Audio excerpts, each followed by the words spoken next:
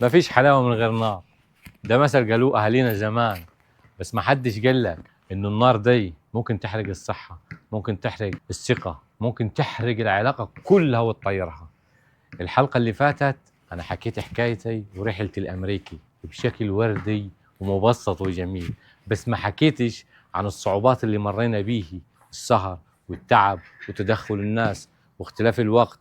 النهاردة إن شاء الله هحكي عن الصعوبات دي بشكل مفصل، لأنه في التعليقات شوف ناس ما يقولوا يا عمدة حكايتك نفس الحكاية اللي حصلت لنا، وفي ناس برضو لسه ما جاتش عايزها تتفادى الأخطاء دي وتحذر من الحاجات دي. اللي ما عملش لايك واشتراك يعمل لايك واشتراك، وإن شاء الله الحلقة تعجبكم. قبل ما نبدأ الحلقة إن شاء الله خليني أشكر قناة عبد الله ونور من العراق والناس اللي جات من عندهم، ألف شكر لكم لدعوة الناس لزيارة قناتي المتواضعة، وأشكر كل الناس اللي اشتركت في القناة، واللي لسه ما اشتركش حاول يشترك ويعمل لايك وشير للفيديو وكومنت جميل كده زي الكومنتات الحلوة اللي شفتها على الحلقة اللي فاتت. وبجد أشكركم جميعا. طبعا أنا بدأت الحلقة بالمثل اللي بيقول ما فيش حلاوة من غير نار، وده حقيقي فعلا. طبعا أنا المرة اللي فاتت لما صورت الفيديو وتمام التمام ورجعت البيت اعمل له مونتاج، جت زوجتي ساعتها قاعدة جنبي، والمهم طبعا انا ممنتج قاعد تسمع في الفيديو معاي وقاعد تبكي. قلت لها بعدين ما تبكي ليه؟ انا موجوده هنا، انا فين يعني؟ قالت لي لا تذكرت كل حاجه والتعب اللي تعبناه والمشوار وكده يعني. قلت لها يا ستي بس الحمد لله ربنا كلل مجهودني وتمام التمام. طبعا تاني يوم على طول بعد ما اتزنت وهديت والدنيا تمام والحلقه اتذاعت، قالت لي ايه الحكايه؟ قلت لها ايه الحكايه؟ قالت لي انت عارض الحياه وردي والدنيا فل الفل ومع تحكي وموسيقى والدنيا. قلت لها ما اعمل ايه يعني؟ قالت لي انت ما ذكرتش التعب والمرار الطافح اللي احنا شفناه والعذاب اللي قاسيناه.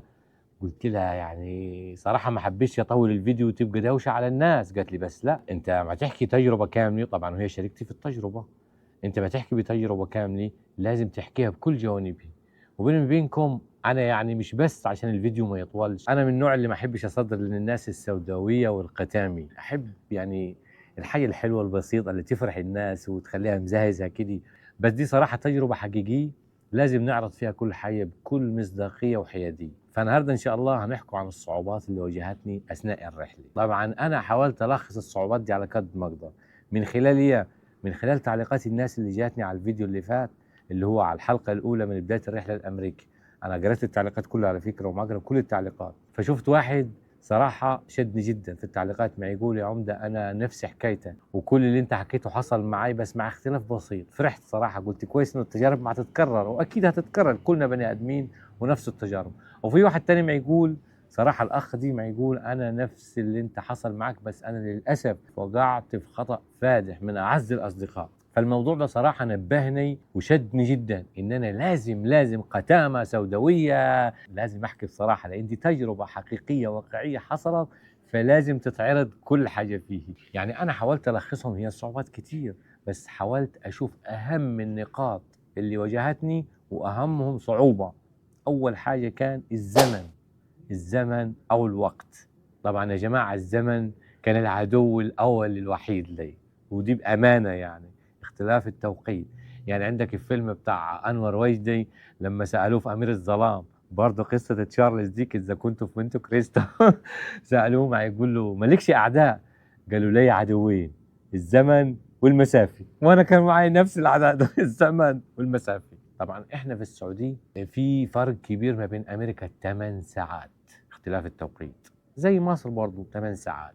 طبعا السعوديه سابقه امريكا ب8 ساعات. يعني هنا احنا دلوقتي حاليا انا مصور الفيديو ده مثلا في وقت الغروب او مع المغرب، تمام، هيكون انتوا عندكم الفجر او الصبح. فده كان عدو بالنسبه لي، عدو قاهر وهتعمل ايه؟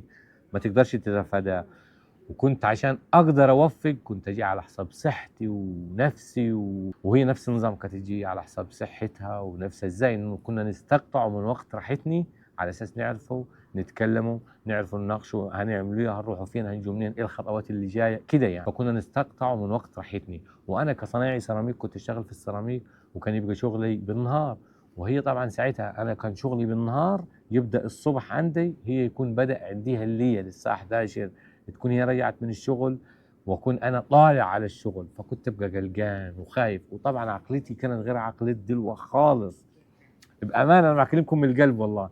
اللي ما عملش لايك وشير يعمل لايك وشير ويعمل اشتراك للقناه، واجمل كومنت، وشاركوني ارائكم زي المره اللي فاتت او الحلقه اللي فاتت. فانا كنت غير العقليه اللي انتم شايفينها خالص، كنت شخص يعني مش هكذب عليكم، يعني برضو كنت اقلق على الست واقول يا ربي عايشه ازاي وما تروح فين وجايه منين، والحياه برضو في بلادنا غير هنا. بس لما جيت هنا وشفت الوضع والقوانين والدولي وحمايه الناس، الراجل والست والاطفال، صراحه يعني حاجات كتير اتغيرت في مخي. مش بتاع الموسيقى ده عشان ما يعملناش كوبي رايت. الله يحرق لك الطريق يا شيخ. اي واحد معدي بموسيقى. فكنا نستقطع من صحتنا وعافيتني عشان نعرفوا نتكلم مع بعض. تاني عنصر او تاني صعوبة من الصعوبات اللي واجهتني الناس. نصيحة مني، ما تخلوش حد يتدخل في علاقتكم مهما كانت الظروف. اي علاقات يا جماعي ما تبوظ بسبب تدخل الناس. والاخ اللي علق لي في الكومنت شدني على الموضوع دي، ودي حقيقي وحقيقة يعني ما اقدرش اخفيها. واكيد في حد يعني غيري قال الكلام ده، وخصوصا الاصدقاء. في اصدقاء ممكن بحسن النية يبقى خايف عليك ويقول لك مثلا كذا كذا، يلعب في ودانك يعني، او يديك. زي زوجتي كان اصدقائها يقولوا هذا مصري، ومرات معي يضحك عليكي بس عشان يدخل امريكا، واول بس ما ياخذ الجرين كارد يضربك شلاق. يضربك شلاق ويطير بس ياخذ الجرين كارد. طبعا انا بيني وبينكم عذرهم، لان افلامنا ومسلسلاتنا ما خلت لناش حاجه، بعض منها يعني مش كل. صورت المصري ده نصاب حرامي، ادوار كتير. حتى اخر حاجه كان اسمه يا ديتي محمد، اخر حاجه احمد حلمي كان عايز يعمل فيلم نصاب مكي. فيعني دي صوره سيئه رسموها على المصريين. العنصر الثالث قريب من العنصر الثاني، السوشيال ميديا. طبعا انا زي ما قلت لكم ما كانش عندي خبره خالص في السوشيال ميديا نهائي. كان عندي الفيسبوك صح، بس ما كنتش اعرف الزواريجي بتاعته والمنحنيات والاشتغالات وكده يعني. فزوجتي ساعتها قالت لي يا عصام ايه رايك؟ قلت لها نعم. قالت لي طبعا احنا كنا متواصلين على الويشات. قالت لي ايه رايك تخش جروبات عربيه هنا في امريكا عشان تفهم الحياه وتعرف الدنيا ماشيه ازاي والقوانين وكده.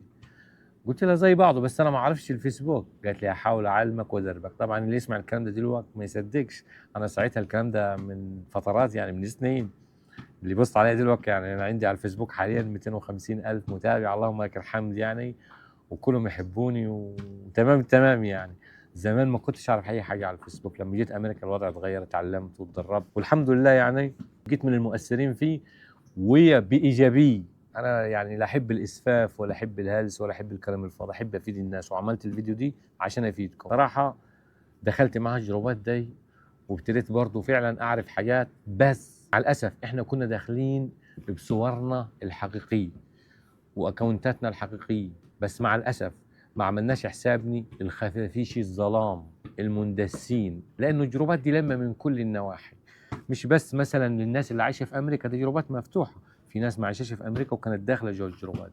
تخلي بالك جدا على السوشيال ميديا من الناس. يعني في ناس سبحان الله تحب الافساد للافساد او الضرر للضرر، مش هيستفيد حاجه بس كده يعني في طبعه في دمه.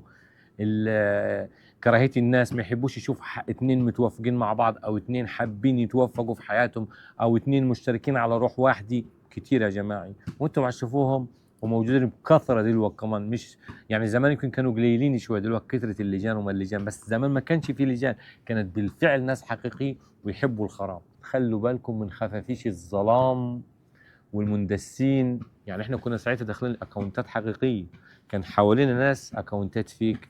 أميرة السعادة، وهي طبعا أميرة العكننة وخميرة عكننة.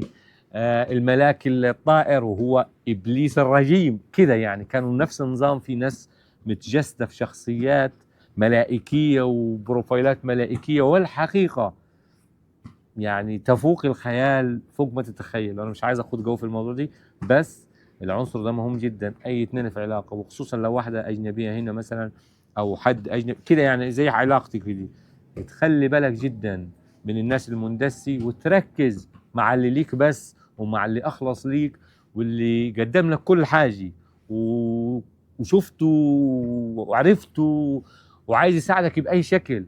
ده اللي تركز معاه. انا بحكي من قلبي وبكل مصداقيه. العنصر الرابع الماديات. طبعا الماديات كانت عائق كبير بالنسبه لي. انا واحد من الناس وبامانه وبكل مصداقيه. طبعا زي ما قلت لكم عامل الوقت العنصر الاول اثر على العنصر الرابع، ما هو تسلسل هرمي. عامل الوقت، طبعا انا حاولت اوفر وقت عشان اعرف اتواصل معاها واحافظ على الثقه اللي اتبنت، اللي الناس من العنصر الثاني عايزه تاثر عليه. تمام، فما احاول اعوض ديتي من خلال وقتي. طبعا وقتي دي اثر على مادياتي بالنسبه اني على تواصل معاهي، اروح الشغل تعبان مجهد مش نايم كويس، كلها دي عوامل اثرت عليني. وبرضه في معلومه ما قلتش عليها، طبعا انا لما كنت ساكن في السكن في عنصر الناس كان في واحد رخم تنح من اولاد عمي يعني، واكيد هيسمع الفيديو ده والكلام يوصل له. كان يوقف على الباب ويقول لي وياخد ايه الريح من البلاط. احباط بمعنى احباط. طب يعني انت بعيد عنك الموضوع، ولا هيأثر عليك في حاجه، ولا هيحصل لك اي حاجه. كان دايما وياخد الريح ايه من البلاط. فتخلي بالك من الناس المحبطه، وما فيش حاجه بعيده عن ربنا. توقع اي شيء. انا حاليا اهو في امريكا قدام عينك صورة حية، فما تسمعش للمحبطين والمتشائمين اللي يقول لك انت فين وهم فين، انت مثلا في مصر ولا السعودية وهم في امريكا. احنا دلوقتي على العالم قرية صغيرة، فتخلي بالك من الحتة دي. من ناحية زوجتي الماديات، طبعا زوجتي برضو اتفرض عليها الماديات ازاي؟ انه هي طلب منها عشان تعمل فيزا خطوبة كي 1 لازم يكون ساعتها طبعا بالوقت دي الدخل بتاعها السنوي 48,000 دولار في السنة. وطبعا هي كان عندها أسرة من 3 أفراد وهي الرابعة وأنا الخامس، فلازم يكون عندها إنكم عالي يغطيني أنا لما أجي هنا، بحيث ما أتعرضش للتشرد، ما أتعرضش مثلا إن أنا أحتاج، فاضطرت تشتغل شغلانتين عشان تعوض الفرق دي. وبرضه كانت مجهدة ومتعبة بسبب إنه هي كانت دايما يعني تتصل علي ونتواصلوا، وزي ما قلت لكم عشان نبنوا جسور الثقة اللي كانت الناس ما تحاول تهدها. فبرضه أثر. فعامل الماديات كان عنصر مهم. العنصر الخامس الأهل. الأهل طبعا دول يا جماعة كان موضوع يعني شوية برضو صعب بالنسبة لي. أني طبعا أنا راجل، ما حدش دي حاجة عندي أقدر أعمل اللي أنا عايزه، دي حرية شخصية. زواجك ده ما حدش يقدر يحكي فيه، ولا حد يقدر يقول لك ليه ما تتزوج، ده شرع ربنا. بس أمي صراحة يعني قالت لي أبي يمي هتتجوز من على النت. طبعا امي ربة منزل وست من الستات اللي هي بتاعت زمان، يعني الله يدي الصحة والعافية يا رب ويخليها لي، انا عايش بدعواتها وربنا رزقني بدعواتي. فطبعا تفكيرها محدود، فانا برضو دخلت لها من الناحية دي، من الناحية اللي هي اني اقدر اقنعها برضو على حسب فكري. قلت لها يمي، قالت لي نعم يمي. قلت لها اني متربي ولا انا قليل ادب ولا، قالت لي اباي عاد، ده انت الناس ما تحلف بتربيتك يا عصام في البلد، يعني اللهم لك الحمد دي حقيقه يعني. قلت لها طيب زين، يعني انا متربي ومؤدب، وقالت لي وما فيش غبره علي، مش عشان انك ولدي، دي كلمه حق. قلت لها طيب نفس النظام انا على النت، طالما انا متربي ومحترم وعلى النت، برضه في ناس نفس النظام على النت محترم ومتربيه زيي.